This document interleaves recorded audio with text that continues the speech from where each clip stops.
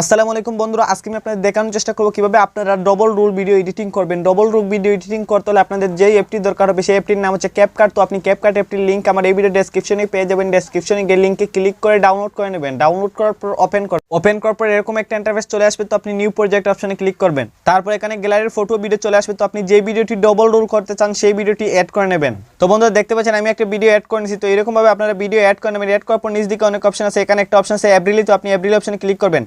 এভরিলি অপশনে ক্লিক করার পর আবার গ্যালারির ফটো ভিডিও চলে আসবে। তো আপনি প্রথমেই যেই ভিডিওটি অ্যাড করেছেন সেই ভিডিওটি আবার অ্যাড করবেন। তো বন্ধুরা দেখতে পাচ্ছেন আমি এই ভিডিওটি আবার অ্যাড করেছি। তো এরকম ভাবে আপনারা 2 নম্বর বার অ্যাড করবেন। 2 নম্বর বার অ্যাড করার পর এরকম কর্নারে রেখে দেবেন। আমার মতো কর্নারে রেখে দেবেন। কর্নারে রাখার পর নিচ দিকে অনেক অপশন পেয়ে যাবেন। তো লাস্ট দিকে আসবেন। লাস্ট দিকে আসার পর এখানে একটা অপশন আছে মাস্ক। তো আপনি মাস্ক অপশনে ক্লিক করবেন। মাস্ক অপশনে ক্লিক করার পর 2 নম্বর অপশনে ক্লিক করবেন। তারপর এরকম একটা ইন্টারফেস চলে আসবে। তো এগুলো হালকাভাবে টান দেবেন। টান দেওয়ার পর এরকম অ্যাডজাস্ট করে নেবেন। আমি যেভাবে অ্যাডজাস্ট করতেছি এরকম ভাবে অ্যাডজাস্ট করার পর রাইটে ক্লিক করবেন। তো বন্ধুরা এরকম ভাবে করার পর আপনি ব্যাকে চলে আসবেন। ব্যাকে চলে আসার পর এখানে একটা অপশন আছে অ্যাডেবলি। তো আপনি আবার অ্যাডেবলি ক্লিক করবেন। অ্যাডেবলিতে ক্লিক করার পর আবার গ্যালারির ফটো ভিডিও চলে আসবে। তো আবার আপনি এই ভিডিওটি অ্যাড করবেন। মোট 3 বার অ্যাড করতে হবে। তো আপনি আবার অ্যাড করবেন। তো দেখতে পাচ্ছেন 3 নম্বর বার আপনি অ্যাড করবেন। অ্যাড করার পর এবারে ফুল করে দেবেন। ফুল করার পর নিচ দিকে অনেক অপশন পেয়ে যাবেন। তো রিমুভ ব্যাকগ্রাউন্ডে ক্লিক করবেন।